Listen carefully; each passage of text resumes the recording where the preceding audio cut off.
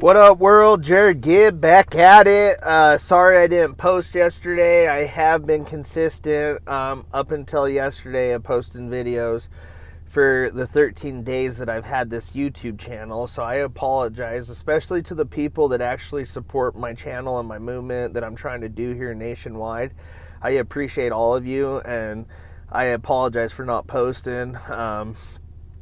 Just trying to get all my ducks in order, getting everything aligned, and like I talked about in one video, the obstacles that occur, and that's what's going on right now. But I'm gonna continue to spread this movement of hope and hopefully build you up on a daily basis, especially when you're out there in society and people are knocking you down and trying to bring you down, and just because they have their own set of issues going on and obstacles, right? And not aware because they're so stuck in self and selfish that they feel like they're the only ones with those issues and obstacles, right? When in all reality, we all have different issues and obstacles, and then even some of us might be in or have done those issues and obstacles that those people are going through, but no one knows because they don't talk to people and they don't reach their hands out and ask for help. And and that's what I'm doing here, is trying to, have you reach out and ask me for help. My email is jgibber1987@gmail.com.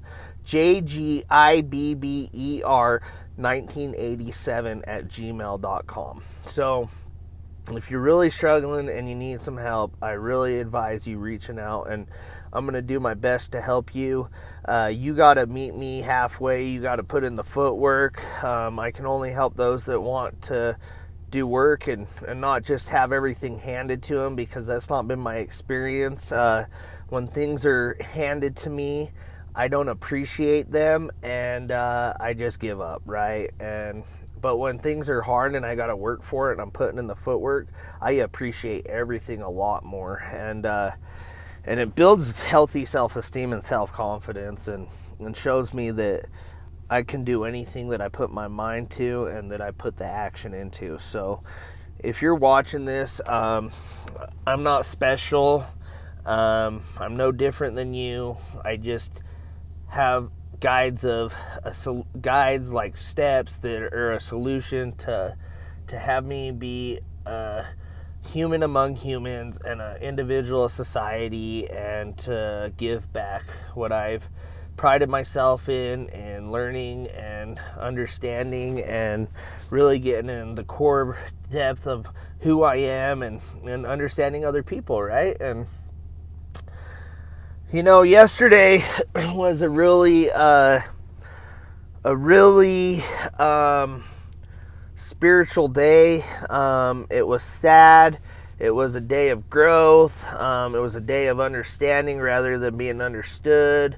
A lot of empathy. Man, it's a day of, it was sad, because I talked to a few people yesterday, and the sad part about that is, they've had some losses, and my heart really feels, for people like that, and because I understand, right? Like I've had a lot of losses in my short sobriety amount of time in 6 years, and it's devastating. It really hurts when you lose close people to you. But what it does is it makes you more. It depends, right? It's on how you take it and you perceive it, and if you let it overconsume you and you get in a deep depression, and you just get to that point where you just want to numb it or just die. And I feel for those people. That's a sad place to be, because I've been there, right? But I got out. I was fortunate enough to get out to be more beneficial to God and His kids. And that's what I'm trying to do here, right? And that's what I'm actually speaking about is when my sister died on February 23rd, 2016, they officially dated it February 24th, but that day they pretty much said she was done. And that was my birthday. My birthday is February 23rd, and that was a hard time in my life. Watching your own sister on the deathbed on a machine and pulling the plug and watching her take her last breath, man. I do not wish that upon anyone. You know, that it's just so surreal, you know. And then seeing my niece that is her daughter, you know, have to not have a mom, you know, anymore. And that hits home, man. Like, so I get it, right? Like, if you've lost people, I'm here for you, man. I for a year contemplated emotional suicide, and what that is I wasn't gonna, you know, pick up a drink or drug, because I already know where that goes. That shit just sucks, you know. That's been my experience. Maybe you all have different, and that's okay. I wasn't gonna blow my head off, because I'd probably survive it, and then I would just be pissing myself, and that'd be worse off. So what I was doing is, every day I would wake up, I would hate it. I would be miserable. I just wanted to not wake up. I'd go throughout my day. I'd still help God's kids, spread the message of hope, but really, on the inside, I wanted to die, and I just didn't want to wake up. And so, if you're in that place, I've been there. And, you know, everybody grieves the same way, because there's like 5 stages to grieving, but they can be at different times for each individual. So, it's definitely a test to you know, get out of that and try to function right and be beneficial to not only myself, to God, but to his kids. And I'm fortunate that I had people that, you know, have been through that kind of stuff, and I actually was open-minded and willing to take suggestions and really listen and do the work that I needed to do to get out of the funk, right? Because it was either stay in the funk or just die. And I think that, well, I know that would be selfish, and I know my sister wouldn't want me to do that.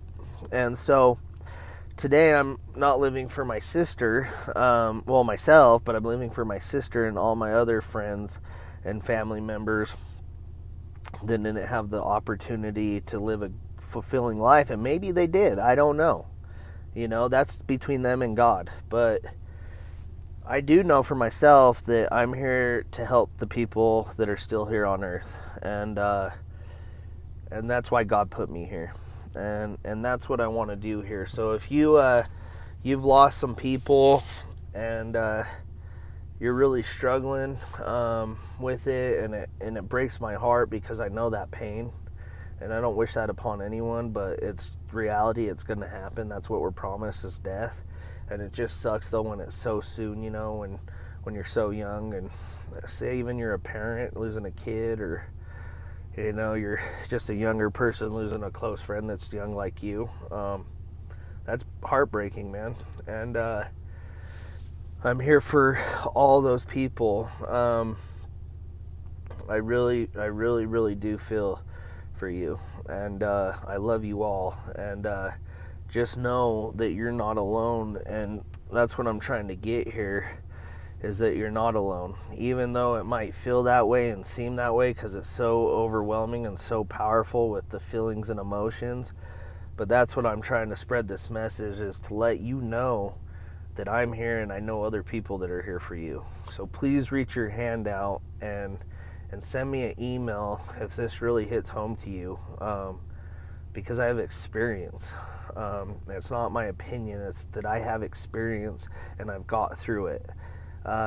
You know, the way that I got through it was just by the grace of God, right? And staying connected to that higher power, even when I didn't want to. That higher power, which I choose to call God, has never dropped me on my face. Always picked me up and carried me, even when I was so broken, right? And I'm fortunate for that. And, you know, just to give you an example, is after that year, my sister dying on February 23rd, 2016. 5 months ago, dude, I lost a really good friend that I knew for 15 years. And a week later, I lost a sponsee that was like my little brother that had 3 years sober but decided to go back out. And I went to the same funeral parlor back to back in a week, man. That was fucking rough. And but I was so fortunate that I had people during my sister's death that taught me what I need to do and get back on track. And so I'm grateful that I had those tools that I've learned and the solution to not let this overtake who I am, right? Because I need to use that.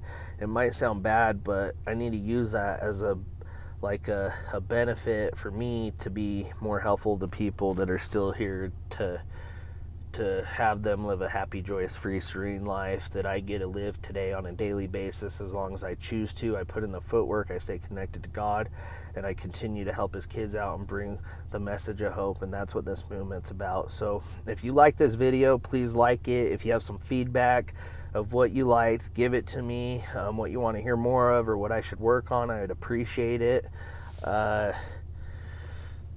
If you like this channel and what I'm doing here, please spread this movement. Please tell people about my YouTube channel. Have them subscribe.